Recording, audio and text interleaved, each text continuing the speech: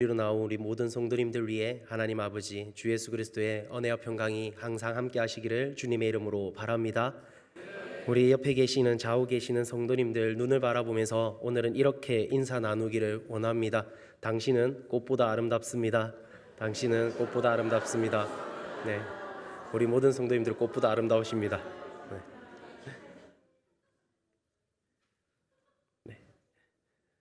꽃보다 아름다우시다니까 좋으시죠? 네. 꽃을 보면 저도 즐거워지더라고요. 오늘 이렇게 인사를 나눠보았습니다. 오늘 본문은 마태복음 3장 1절에서 12절입니다.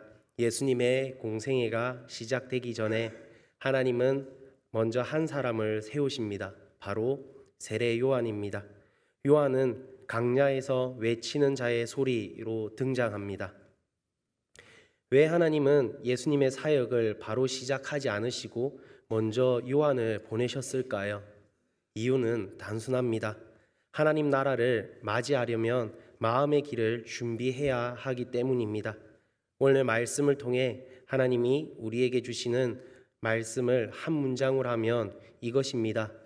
회개로 길을 예비하라. 그 길 위에 하나님 나라가 임한다.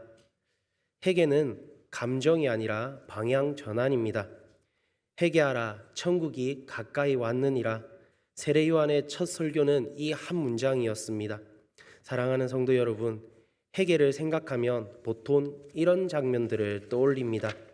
눈물을 흘리고 마음을 아파하고 후회하며 다시는 안 하겠습니다 결심하는 모습들 말입니다. 물론 그런 감정이 동반될 수 있습니다. 하지만 성경이 말하는 회개는 거기서 끝나지 않습니다. 회개는 단순한 후회가 아니라 삶의 방향을 돌리는 것입니다. 내가 왕처럼 살던 자리에서 내려오는 것입니다. 그리고 하나님을 왕으로, 나의 삶의 왕으로 모시는 것입니다. 운전을 자주 하고 다닙니다. 운전할 때 길을 잘못 들면 내비게이션은 꼭 저에게 이렇게 이야기합니다. 경로를 재탐색합니다.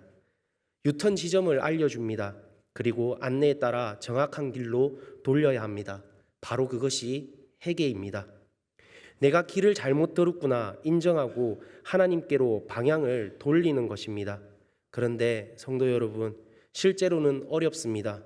왜냐하면 우리는 자꾸 괜찮다로 덮기 때문입니다.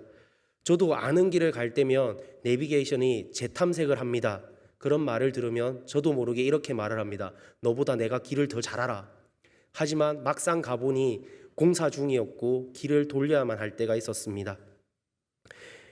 그러면 회개는 더 현실적인 장면으로 한번 설명해 보겠습니다. 건강검진 결과지를 받아보면 때로는 빨간 글씨로 이렇게 적혀 있습니다. 중요한 건 빨간 글씨 자체가 아니라 그 다음입니다. 어떻게 이렇게 말을 합니다.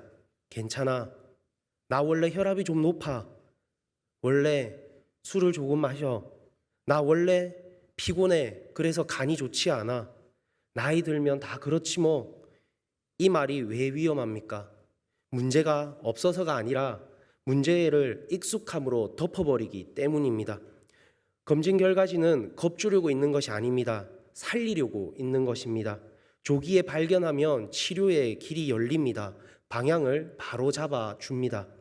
회개도 같습니다. 하나님이 회개하라 하시는 것은 우리를 망신 주시려는 말씀이 아닙니다. 지금이라도 돌이키면 살 길이 열리기 때문에 주시는 말씀입니다.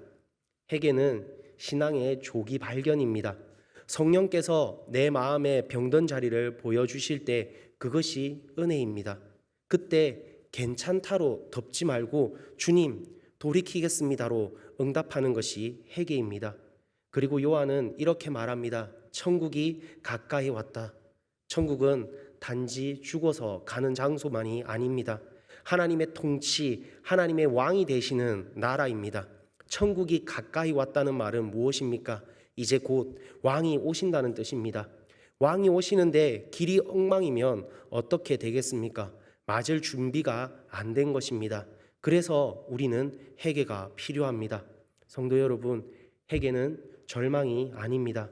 나는 나쁜 사람입니다가 아닙니다. 주님이 나를 살리신다는 믿음의 방향의 전환입니다. 하나님은 강야에서 길을 여십니다. 3절은 이사야 예언을 인용합니다. 강야에 외치는 자의 소리여 주의 길을 준비하라. 왜 강야입니까? 강야는 불편합니다. 빈손입니다. 어지할 게 적습니다. 그런데 하나님은 종종 그 자리에 우리를 새롭게 하십니다. 신앙이 위험한 때가 있습니다. 힘들 때도 위험하지만 사실 더 위험한 때는 익숙해졌을 때입니다. 예배가 익숙해지고 말씀이 익숙해지고 기도가 형식이 될 때, 교회 생활도 익숙해질 때 마음이 굳어질 수 있습니다. 강야는 우리를 가난하게 만듭니다. 그런데 그 가난이 은혜가 될 때가 있습니다. 내가 붙들던 것들이 떨어져 나아가고 나서야 주님만이 나의 힘입니다 라고 고백하게 되기 때문입니다. 요한은 화려하지 않았습니다. 낙타터롯, 가죽띠, 강야의 음식, 요한은 삶으로 말을 합니다. 겉을 꾸밀 시간이 아니다. 마음의 길을 준비할 시간이다. 5, 6절을 보면 사람들이 요단강으로 나와 죄를 자복하고 세례를 받습니다. 세례는 나는 괜찮다를 증명하는 의식이 아닙니다. 오히려 나는 죄인입니다. 은혜가 필요합니다. 고백하며 하나님 앞으로 나아오는 사건입니다. 성도 여러분, 교회는 어떤 곳입니까? 죄 없는 사람들만 오는 곳이 아니라 죄를 숨기지 않고 주님의 은혜 앞으로 나아오는 곳입니다. 나이가 들수록 신앙의 연수가 길수록 사람들이 우리를 신앙 좋은 사람으로 볼수록 죄를 고백하는 일이 더 어려워질 수 있습니다. 그러나 복음은 단순합니다. 하나님은 완벽한 사람을 찾으시는 것이 아니라 회개하는 사람을 붙드십니다. 신앙의 함정은 종교적 안전지대입니다. 7절에 바리새인과 사두개인이 나옵니다. 종교 지도자들입니다. 그들이 세례를 받으러 오자 요한은 강하게 말합니다. 회개에 합당한 열매를 맺어라. 왜 그렇게 말을 합니까? 그들 마음에 이런 생각이 있었기 때문입니다. 우리는 아브라함의 자손이다. 우리는 안전하다. 요한은 말합니다. 그 말로 안전하지 않다. 신앙의 혈통, 신앙의 경력, 신앙의 체면이 구원의 근거가 될 수 없다는 것입니다. 구원은 하나님의 은혜입니다. 그리고 은혜를 받은 사람에게는 열매가 나타납니다. 열매는 자랑이 아닙니다. 바로 증거입니다. 복음이 내 삶을 실제로 바꾸고 있는가? 그 열매가 가장 먼저 드러나는 곳이 어디냐면 관계에 있습니다. 나이가 들수록 습관이 생깁니다. 말투, 반응. 원래 내가 이런 사람도 습관입니다. 그런데 그 습관이 누군가에게는 상처가 될 수 있습니다. 집에서 무심코 세게 했는데, 말을 세게 했는데 시간이 지나면 마음에 턱하고 걸립니다. 사과하려고 하면 말이 잘 나오지 않습니다. 내가 왜 먼저 굳이 와이프에게? 라는 생각이 올라옵니다. 그러다 시간이 지나면 더 어려워집니다. 대화가 줄고 마음이 멀어지고 오해가 커집니다. 사랑하는 성도 여러분, 관계도 길입니다. 말 한마디가 길을 열기도 하고 길을 막기도 합니다. 회개는 막힌 길을 여는 작업입니다. 사과 한마디, 용서 한마디, 먼저 손 내미는 한 걸음, 그게 회개의 열매입니다. 거창할 필요가 없습니다. 미안합니다. 고맙습니다. 내가 먼저 풀겠습니다. 이 한마디가 길을 엽니다. 10절은 더 분명합니다. 도끼가 이미 나무 뿌리에 놓였다. 겉까지만 다듬는 것이 신앙이 아니라 하나님은 뿌리부터 새롭게 하기를 원하십니다. 신앙은 이미지 관리가 아니라 뿌리의 변화입니다. 요한의 메시지는 결국 예수님께로 보냅니다. 요한은 자기로 끝나지 않습니다. 11절을 보십시오. 나는 너희로 회개하기 위하여 물과 세례를 베풀거니와 내 뒤에 오시는 이는. 요한의 역할은 분명합니다. 사람들이 요한을 바라보게 하는 것이 아니라 예수님을 바라보게 하는 것입니다.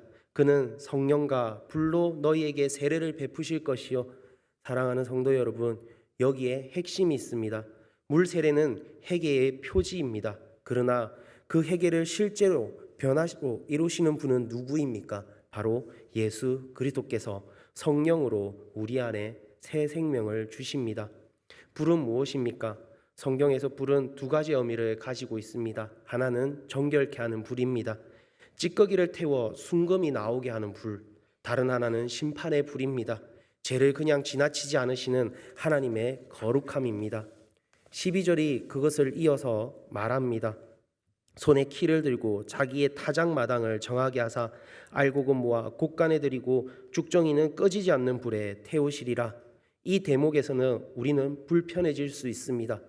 왜 이렇게 무서운 말씀을 오후 예배에 하는 거지 궁금하실 수 있습니다. 사랑하는 성도 여러분, 복음은 달콤하기만 한 소식이 아닙니다. 복음은 하나님 거룩함 앞에서 우리의 죄를 드러내고 동시에 그 죄를 담당하신 그리스도의 은혜를 보여줍니다. 여기서 반드시 붙들어야 할 복음의 중심이 있습니다. 심판의 불을 누가 대신 받으십니까? 바로 예수 그리스도이십니다. 우리가 받아야 할 형벌을 주님이 십자가에서 담당하셨습니다.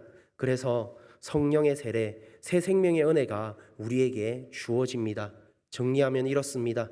회개는 우리를 정죄로 끌고 가는 길이 아니라 그리스도의 은혜로 들어가는 문입니다.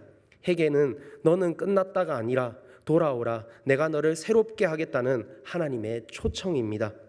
말씀을 따라 살아보기를 원합니다. 첫째, 괜찮다로 덮지 말고 한 가지를 돌이키길 원합니다. 미루는 순종은 무엇입니까? 굳어진 습관은 무엇입니까? 오늘 한 가지 정직하게 고백하십시오. 주님, 제가 잘못된 길로 갔습니다. 이제 돌이키겠습니다. 관계에서 열매를 시작해 보시길 원합니다. 오늘 딱 한 문장만 실천해 보시길 바랍니다. 고맙습니다. 감사합니다. 미안합니다. 제가 관계를 먼저 풀겠습니다. 그 한마디가 길을 엽니다. 과거의 경력보다 오늘의 순종을 선택하는 하루가 되시길 바랍니다. 신앙은 어제의 이야기만이 아닙니다. 주님은 오늘 우리의 마음이 열려 있는지를 보십니다. 성령님, 제 마음을 부드럽게 하소서, 새롭게 하소서. 사랑하는 성도 여러분, 세례 요한의 외침은 오늘 우리에게도 동일합니다. 길을 예비하라, 회개하라, 천국이 가까이 왔느니라. 그리고 그 결론은 예수님이십니다. 그분이 우리를 성령으로 새롭게 하십니다. 그분이 우리를 알곡으로 모으십니다. 오늘 우리의 결단을 한 문장으로 고백하기를 원합니다. 주님, 제가 제 길을 고집하지 않고 주님의 길을 예비하겠습니다. 아멘. 이제 말씀 앞에서 우리의 마음을 십자가 앞으로 다시 가져가길 원합니다. 회개는 우리를 무너뜨리는 말이 아니라 십자가로 돌아오라는 초청입니다. 우리의 죄를 담당하신 주님의 사랑을 붙들며 함께 찬양하기 원합니다. 십자가 그 사랑 멀리 떠나서 찬송하겠습니다.